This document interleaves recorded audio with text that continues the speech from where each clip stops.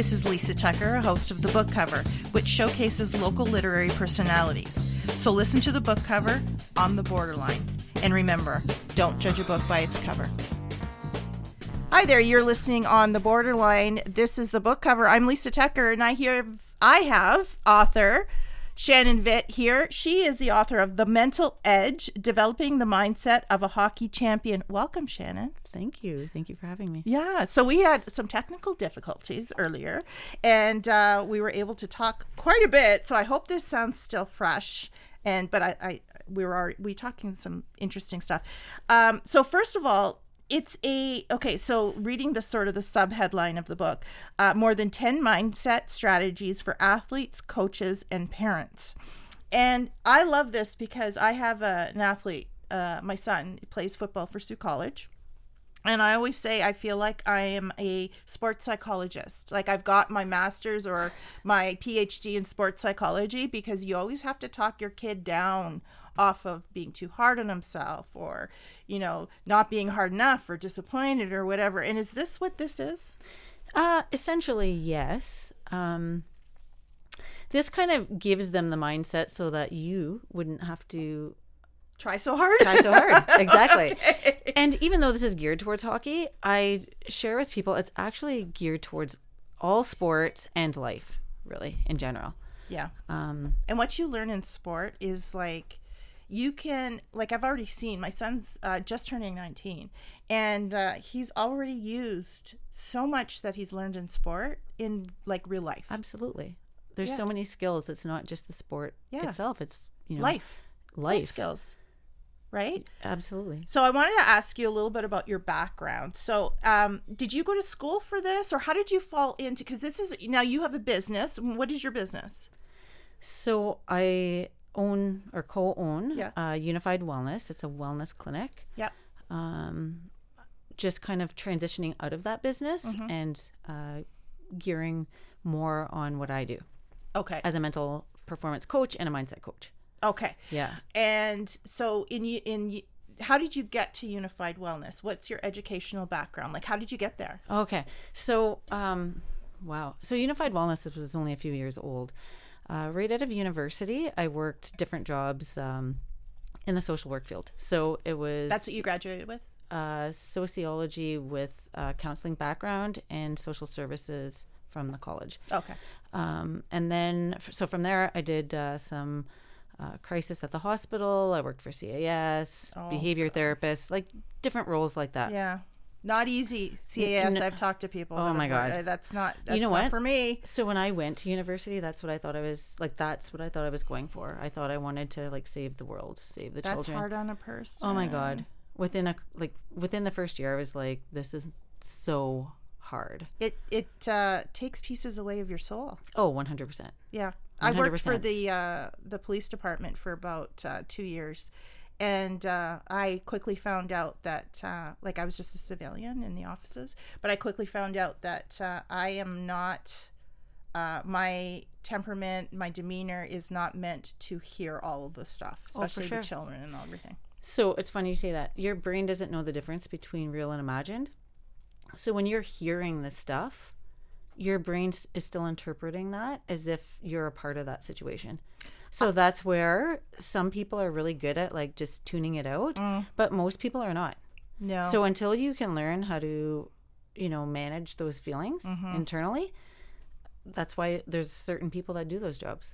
And I believe that, there's some people that are meant to be nurses. Absolutely. I don't know. Like, I think I could more easily deal as a nurse than I could deal as working at the police department. So one of my jobs was transcriptionist. That's what I was doing. So I transcribed all the reports, and some of them were horrific.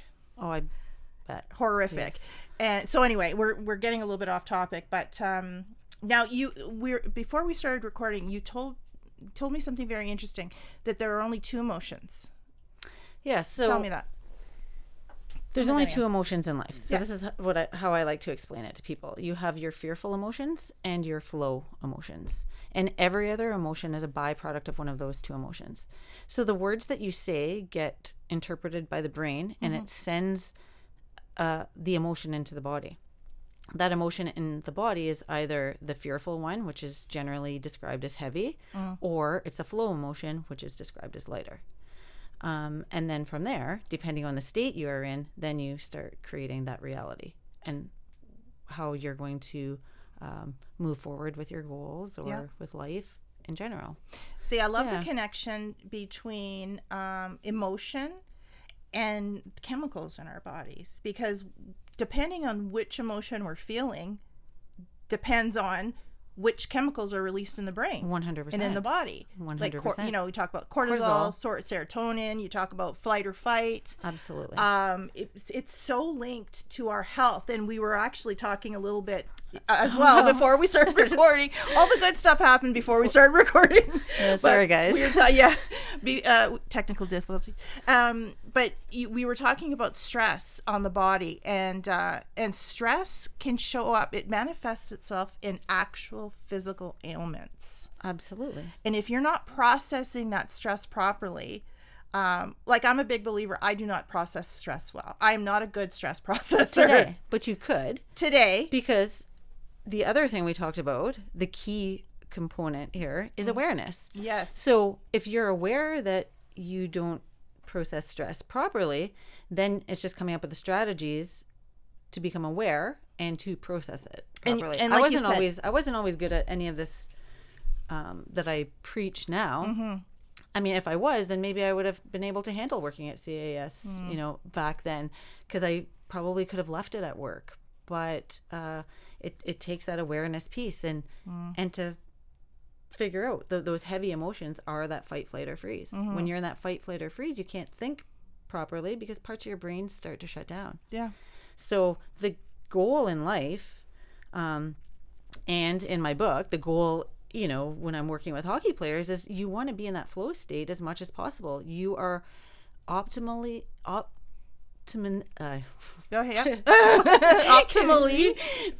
functioning, like mentally and physically, when you are in that flow state. So that's a key component to just life. Yeah. I 100% believe that. So you sort of made the transition. CAS was not for you. It's not for me either. I don't know. God bless the people that it is for, because you deal with a lot. And you started moving into, as a mindset coach, as a mental performance coach, and you work with athletes. Okay. So actually, oh yes. When I first went into mindset coaching, I worked with PTSD and anxiety. So that was all I saw was people that had PTSD and anxiety. Huge. Yeah. Because I'm also a clinical hypnotist. I use neuro-linguistic programming, different modalities, so I can help people change how their brain processes information so that they can get results much, much quicker than years and years of therapy and talking about it. So can you hypnotize me not to eat late at night? If you really wanted to not eat late at night, you can be hypnotized to not eat late at night, because it's just a choice, a decision. And then I guess how I could explain that is you eat late at night probably because of stressful incidences during the day, throughout your life. Even throughout your life, it became a pattern. So eating later at night, it actually, when you eat, it sends a nice warm feeling to your tummy, which gives you a comfort. Yeah. So I mean, that's interesting. See, that information alone might stop me from eating late at night. Well, and if you identify as a person that's eating late at night, you're always going to be a person that eats late at night. If you start to identify as a person that I don't eat late at night anymore. But we never want to say don't. Because your brain only it's negative. It's negative. So your brain only takes content of information. Okay. It doesn't take the do or the don't in front. So when we hear people always talking about this positive self-talk, and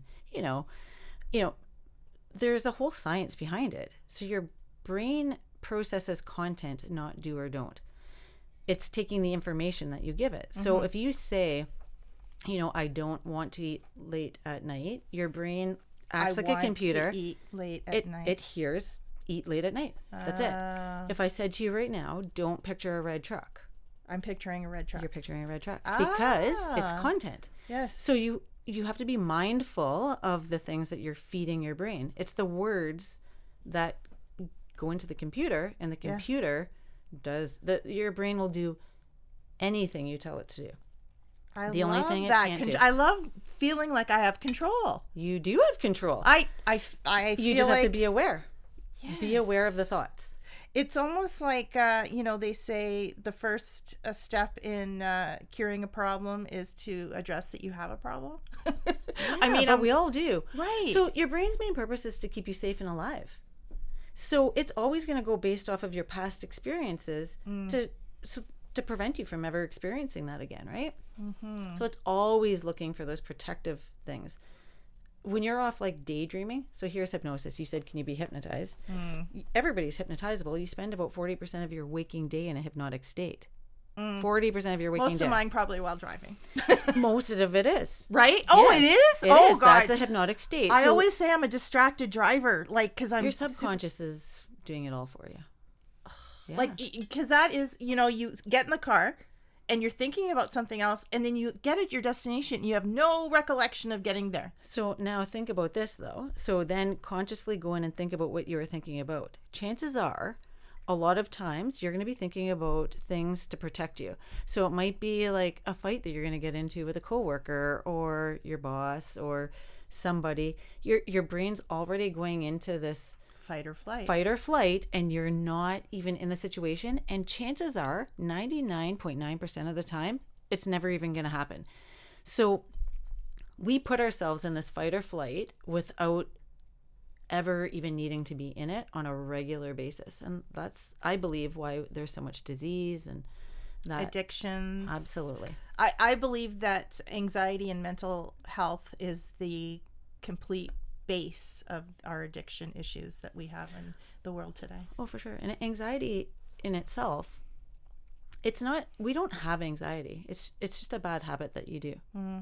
You get really, really good at it. And the more we talk about it, unfortunately, like I know we have to have this awareness of what it is and that, but the more we talk about it, the more you're going to see it, because our more life to it. Yeah. Like our life is what we focus on. That. Yeah. If we focus on the negative, you're going to manifest more negativity. We focus on the positive things in our life, you're going to manifest more positivity. That sounds, it sounds so simple, but it needs to be said or read in your book. It needs to be put out there for Practiced. people. Yes, practice. Yeah, you just have to practice it. So that's right. I always tell, I tell my 10-year-old son this. Everything in life is a skill. So if you want to get really good at something, you just practice that skill. If there's something about you don't like, think about what you would prefer to be like, and start being that person. So I was always taught, you are who you are. This is who you are, but that's not true. You get to change your script anytime you want. I don't like this version of me. I don't like this version of my life. So let's flip the script. What do I want? And then move. You know what? The thought of that is very comforting, because, with somebody who suffers with anxiety, sometimes you feel like a loss of control of your own body. Yes. But you saying that is much comfort for me, because I don't have to be giving over the driver's seat to something else. I can control a little bit better myself. For sure.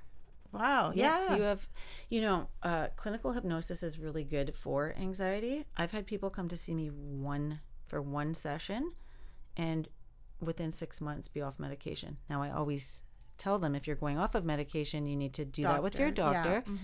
Yeah. But they're learning techniques to override the program of anxiety. That's so interesting. It's just a program. Your brain is a computer. Yeah. It's just a program. You want to delete one out, get rid of it. Put in what you want instead. Instead of feeling anxious, what do you want to feel instead? I want to feel happy and content. So what does happy and content look like to you? Yeah, what does it look like to me? So that's the thing. People don't think about that. Yeah. You have to be very mindful of what your expectations are. Well, I always tell my kids this for sure. Instead of voicing problems all the time, voice solutions. And that's basically what you're saying. Well, there's a Give solution a to every solution. problem. Yeah, give a solution. Like if I say, "Oh, my lawn is never good. My lawn is never good. My lawn is never good." Well, what solution can I do for my lawn? Well, I can care for it a little bit better. I can do different seed. There's solutions. So let's look at some solutions instead of just focusing on the problem. 100%. I love that. And then, so taking all of this stuff, I just incorporated all of the stuff, like knowing how the brain works and the body works and that, and then developed a program that's hockey specific. Yeah. Or athlete specific. Yeah. Because what 16 or 17-year-old's going to come and see me because they have difficulty overcoming anxiety?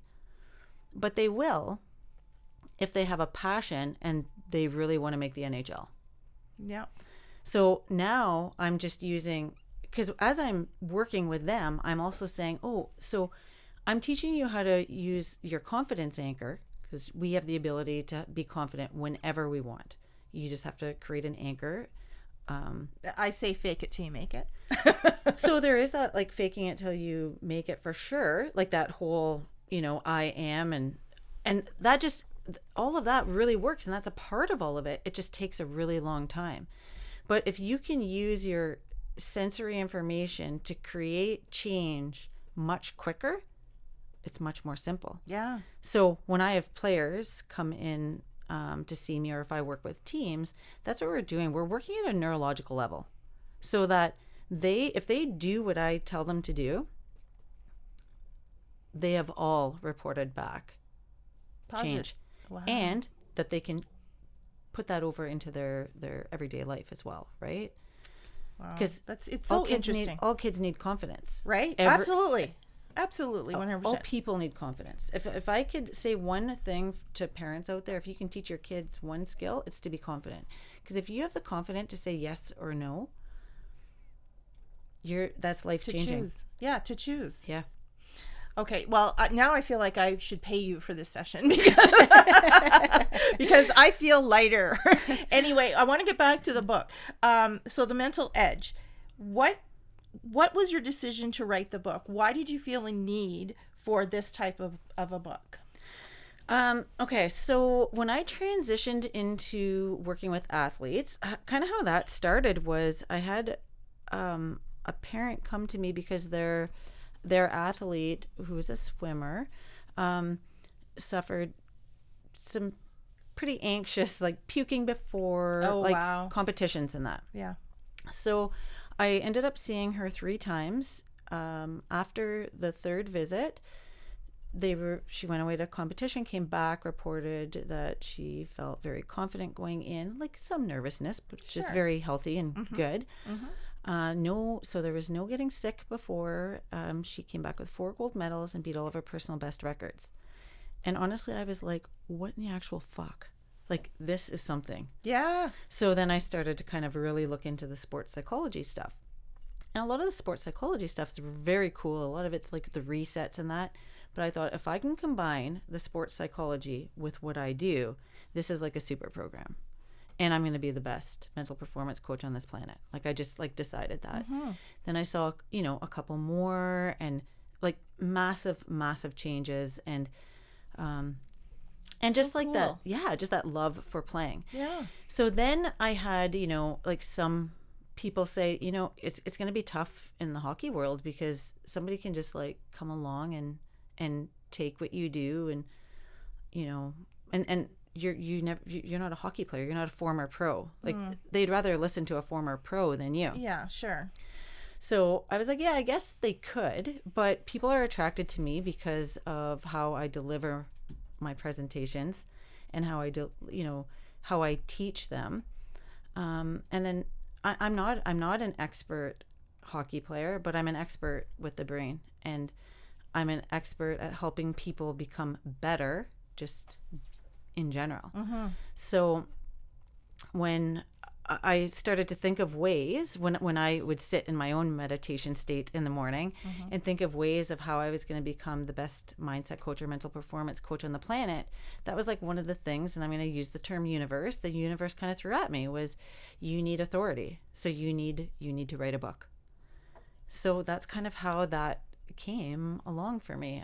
At first I was like, ooh, a book. Damn.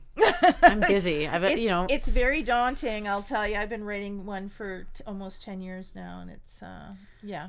Yeah. So that one there, I mean, it's for athletes and hockey players specifically. Yeah. So I kept it very short and sweet. So it was to the point. That was probably the hardest part for me, was to condense my chapters. So I wanted in there to give them a strategy, give them the science behind why the strategy works, because your brain always wants to have an answer. So some of the things in there, they're going to feel uncomfortable doing. Mm-hmm. If you've never done it before, it's going to feel uncomfortable. Mm-hmm. So I wanted to give them the reason why you're doing it, and then throw in some examples of pros that, incorporate this stuff into their game. Right. And how it's, I mean, if your life is guided by the thoughts that you have, why wouldn't your game be? Like, you actually play hockey because you thought to yourself, I want to play hockey. Mm-hmm. Yeah. And then you thought to yourself, I want to be a good hockey player. Yeah. And then you practice based off of those thoughts. Mm-hmm. So just by, now really fine tuning the thoughts that you're putting in, your game's going to explode. There's no way it can't. Yeah. You're turning your brain into a supercomputer. You are. What you're doing. Yeah. I love that. I love it all. Now, you mentioned your son, and you did put him. I see that you put him in your dedication. I did. So he's a hockey player. He is a hockey player. Goalie? He's a goalie. Oh, Yes. Jesus. Yes. I have to say, though, His poor hips. his poor hips, his poor Face. No, the his face is good. okay? They have a good mask. They Oh, have a okay, good mask. good. Yeah. This is not 1977. Yeah. I did try to convince him. I said back, a couple of years ago when he decided to be a goalie, I said, Gabe, like, chicks really dig goal scorers. And he was, 8, 7 at the okay, time. yeah. And he was like, Mom, I don't even like girls. I'm like, yet. Yeah, but he had to pick the most expensive position. He did. Yeah. Yes, very expensive position. But you know what? Honestly, even working with hockey players, like, I love working with all hockey players. Don't get me wrong. Mm-hmm. But I love working with goalies. And it's not because my son's a goalie. It's because the position is so mental. It's so mental. And they really notice the change. Like, just even within a couple one-to-one sessions, they will notice a change, because basically I teach them how to stay in control. So you let a goal in. If you start saying, fuck, why did I do that? Mm-hmm. What's going to happen? Your brain, and your brain's going to say, well, because you suck, or it's going to give you negative feedback. Yes. So just by even, changing how you ask the question, now at a subconscious level, you're playing the game, but your brain's working on that goal that you let in. So you're minimizing on the solution, chances. That's not right. the problem. The solution, Yes. not the problem. And then as they skate off, they have a whole routine that I have them doing to change how their brain processes it. By the time they get back, they're feeding their brain really good information. By the time they hit the top of the crease for that puck to drop, they're setting their confidence anchor off. So they're like a whole different person. So I'm actually happy Gabe is a goalie. Even though it's very, very expensive. Even though it's very expensive. And, I had to, his first year, last year, I remember, or it's his second year, we were at a tournament in Detroit. We were in Gabe was playing the final game, and it went to a shootout. And I held my breath the entire shootout. Yeah. And he rocked it. Like, he, kept all 3 out of the net. But I remember thinking to myself, holy shit, like, I have to bring in some of the stuff that I teach, because I'm going to have a mini stroke from holding my breath for 10-year-old hockey. Yeah. So, yeah, it's like, as a mother of an athlete, Yeah. My son he's quarterback. oh, so yeah. So he gets really, I get that holding your breath. I get, when he'll sometimes come home and, from a game, let's just say there's a loss, and I have to talk him down off a ledge lots of times. And I don't claim to be, I pretend, like I joke around and say that I'm like the world's best sports psychologist because I've been practicing for 10 years. But, sure. Unpaid, by the way. But like for 10 years, my son's almost 11 years he's been playing football, and he's been a quarterback for that long. Wow. And the amount of times I've had to talk him down off that ledge, from taking the whole game onto himself. Like, and this is like a goalie situation. Sure. He takes the whole game onto himself. If his offense isn't great, and he's been tackled and there's a fumble or there's a pick six or something, he takes that he internalizes that and into anger onto himself. 100%. It's not productive at all. It's not. So I really try, because my biggest tool is positivity. So I try to channel that positivity and give him that. I give him grace, like give him 12 to 24 hours to be a shithead. Well, you're better than me. but you got to give him that grace because he's a teenage boy. His mind's all over the place. But then afterwards, when he's calm, that's when I try to instill that positivity. Well, what did you do differently? What can you do? What is the solution? Well, it was my offense. You don't have any control over that, bud. That's right. That's one of the big things that we talk about. Best. Controllables and uncontrollables. Yes. You control what you can control. Yes. Yeah. And you can't do anything else. You can't. You have to. It's almost like that thing for alcoholics. Change the things you can and give up the things that you can't. For sure. Yeah. Yeah, for sure. But it's so true. And that is very similar to the goalie position. Because, I hear, some of my goalies will say, wow, my defense was off. I said, well, what if we changed that to, yeah, my defense is off today. And now I get to showcase how great of a goalie I am. Mm. I get to showcase my skills to these scouts that are watching right now. With a bad defense. With bad defense. You look even better. Yeah. So it's just a matter of like turning it around. That's right. I love it. Yeah. So I know that The Mental Edge, Developing the Mindset of a Hockey Champion is on Amazon. It is. And right now I'm working on getting it into different local places. Yeah. So we talked a little bit of maybe trying to get it into Stone's. Marnie Stone is amazing for displaying local author books. She's a huge proponent for local talent and of any type, artists of any type. So and with the I hate to say it, even though it's like 20 degrees outside, Christmas is coming. We have lots of hockey players in the city. 1,000% we do. It is a hockey town. Actually, hopefully by then I have talked to the bookstore in the mall. And so working on something there, and then just different places across, like where, if I'm going to go work with a team, obviously I'm going to go hit up their bookstores. Absolutely. Yeah. And that's one thing, when you are independent, you are your own marketer.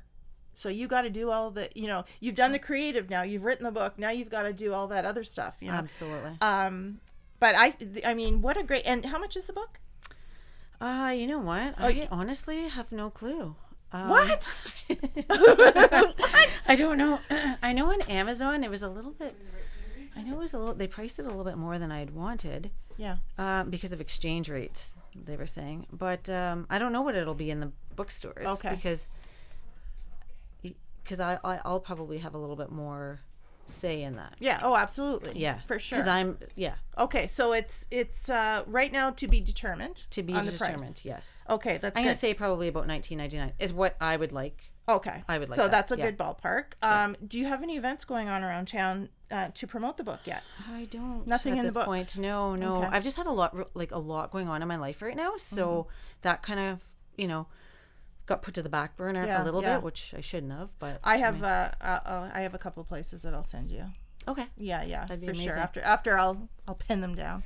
Well, it's been a pleasure, and I totally learned a lot, and I feel like I have to pay you a fee because I feel like I had like a mental session here. This is great, and I got stuff that I can use for my son. Absolutely. I love it. Yeah. And maybe I can twist my husband into doing more shit for me. Maybe you're gonna have to teach me how to hypnotize. If I was able to hypnotize a man to do things, then